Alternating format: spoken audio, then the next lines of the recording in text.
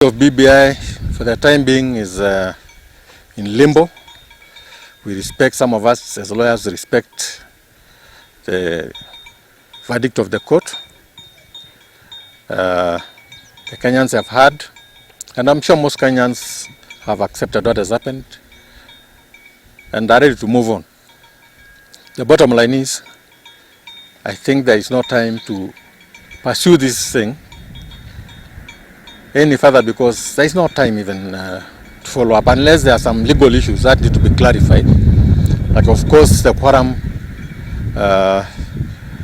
issue as far as IBC is concerned, because that's something that really needs to be interpreted by the Supreme Court. We want to know whether any by-elections that have taken place since the resignation of the 3 or 4 commissioners are binding and are valid. Those are some of the issues that need to be looked at. In fact, I'm also very happy that they exonerated the president from personal liability. That was the best thing to do. And at least that shows that there was at least some reasonable discourse as far as that is concerned. I can only say that I've seen people celebrating here in Narok. A few people have slaughtered goats and what have you, celebrate. But I'd like to tell them one thing. The political war has just begun. We are determined to ensure that the stand taken by Raila Odinga and President Kenyatta succeeds. We have got almost 10 months to go before the next election. And I can assure you, as a leader in Narok, that we shall stand by the handshake and that we shall give the so-called Tanga Brigade a run for their money. Because one thing they should know is that that is not the decision of Tanga. It's not the decision of anybody else, but of the court, for the benefit of all the Kenyan people. And the arguments were raised by Kenyans, not by Tanga. So when I see Tanga people gloating like they have succeeded, they're even ring-fencing God as if God only belongs to them, then you'll realize that these are very dangerous people to give leadership. Because when somebody talks about God all the time, but the actions are totally different and opposite from a religious person and religious perspective, then one realizes that that will be the wrong hands to lead this country to. As ODM in Narok, and as a Maasai community, we are there as members of ODM. We are there as Kenyans, and we are going to stand with the ODM to the end. We are going to stand with President Uhuru's vision, Raila Odinga's vision, to the very end. The BBI decision has been reached, but it's just the beginning of rebranding, our political rebranding, as a handshake, and the ODM and the people of Narok. So I can only say that we are ready to fight for our space, to fight for our political survival. And I can assure you, most Kenyans are with the duo of Raila Odinga and President Uhuru Kenyatta. And what baffles me most is it has become a war between Uhuru, the President of Kenya, and Ruto, his deputy. It has become a war of wits between the two. It has actually become, a battle royal between the two. Because when you see that the deputy is at all times trying to undermine his boss, then one wonders what kind of a government you have. And I would like to call upon the deputy president and his team to resign and leave the government of Uhuru. Because what is the role that he's playing now? Why would he at all times entertain your given opportunity, undermine and ridicule the president of this country?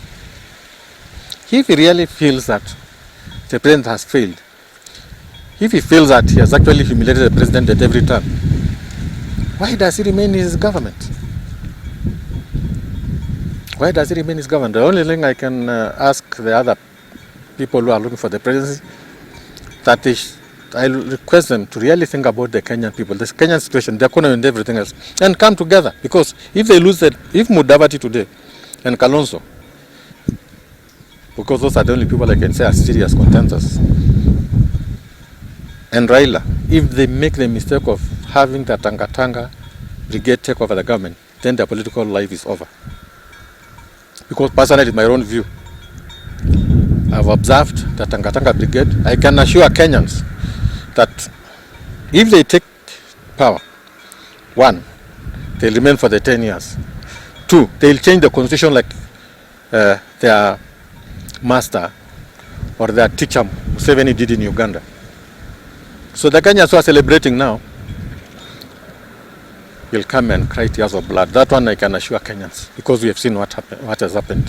When you talk about now corruption in this country, the grand corruption took place between 2017 and 2013 and 2017. There is nothing was left between those years and now. There was nothing. 2018, 2019, 2020, 2021. The country was already broke. The country was already broke. And the people who are running that government at that particular time are well known. In fact, the deputy president he was like the president. I was in TNA within that time, during that 11th parliament. I was in TNA. And I can assure you, at that particular time, the person calling the shots was the deputy president. So when this country was going to the dogs, when the economy was collapsing, he was actually the one who was running the system and everything else. So when you now come and turn to be an angel and even blame Raila and everybody else, and all that mud and mudslinging is, kind of thrown to the wrong people, I think it is not fair and it's not right. So I would like to call upon them to resign. Go and start your own government or wait for 2022. But I can assure you, as Kenyans, that we have realized who are the real leaders and who are actually the ones who masquerade as leaders, hypocritical leaders, and those people who have done damage from 1992 to date. The only implication it will have is that there will be fewer consequences. The other dangerous thing is that our protect consequences, which might at the end of the day go. But when you talk about any other additional benefits to anybody, nothing. There is nothing, because the status quo remains. What has been going on since 2010 remains. Nothing has been subtracted from what was there and what's subsisting up to today. So there is not really much change. Reggae was just a symbolic term, because reggae is there, isn't it? Even as we are talking, reggae is still playing all over. Okay? What we can say is that it's just a temporary halting of the BBI. But I can assure you, immediately after 2022, we will start afresh.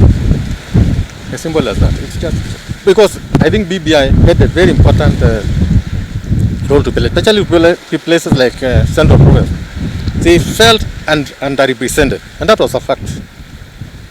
And Uhuru, before leaving office, wanted to actually bring equality, so that they can get resources, they get extra constituencies and all that.